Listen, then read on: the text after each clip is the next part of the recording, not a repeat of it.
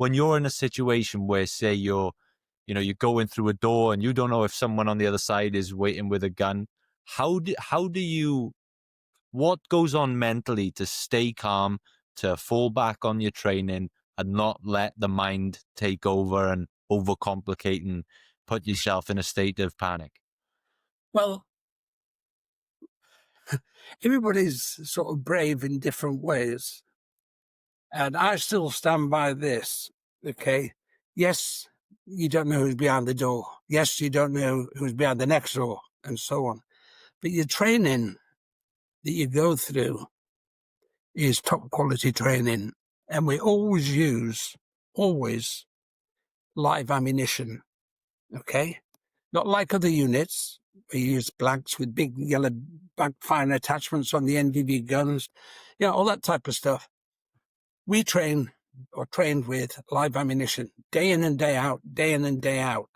That's how you get your respect from the guys around you. One false move in the killing house, and it could be over for somebody, including me. But you know what I'm trying to say is, this is it. Realistic training and plenty of it. That's one. Me, have I ever been frightened? I probably have. But I've got this saying, which maybe some people will take up. Courage arrives when you step over fear. Think about that. Yes, I've got this fear thought because I'm a human being. Have I got the courage to do it? Well, first of all, the fright effect is one. If you didn't do it, you'd be slated to death, which is going to be far worse. But you can bet your life that others are thinking down the same lines. But it's your mission. Whatever your mission was, ours was to rescue the hostages. It wasn't to kill 5 of the terrorists. Okay? The mission was to rescue the hostages. That's what happened on that day. Yes, 5 terrorists perished. 1 got out to tell the tale. But, as I say, it does up here play games, or can do if you let it. You've got to blank that out. And the one thing is, if you're going to be, or were in the SAS in our day, you saw what happened. You saw what poor kit and equipment we had on the day. The radios were absolutely shocking. Everything about it was rubbish. The only thing you've got, and I still say to this day, the guys have 2 things: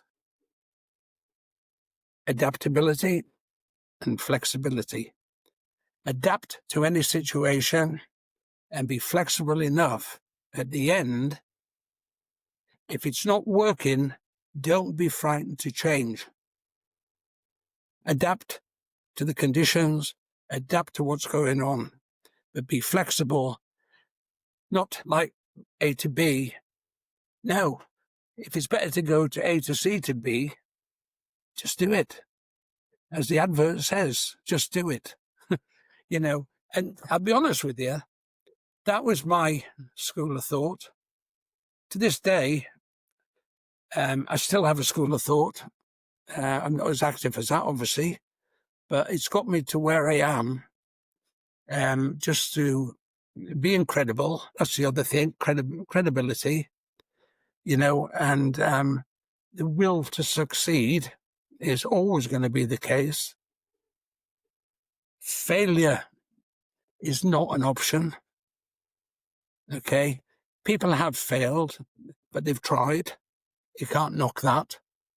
Failure is not an option. You don't want to fail. So all these things that individuals have will come out somewhere. And every situation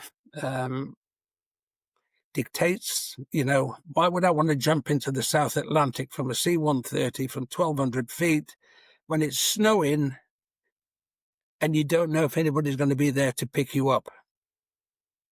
You last about 10 minutes. Well, we did it, okay, in the Falkland Islands. We did it. And when you're lying on your back, looking up at, you haven't a clue what's around you because you can't see because you've got your life jacket on. and the first thing you see is a knife, where they slit your life jacket and pull you on board an inflatable boat. Imagine seeing that. Yeah, it's just one example.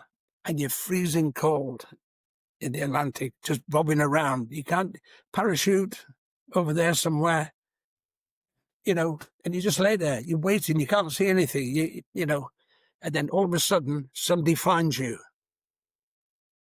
Try it sometime. I don't think I will.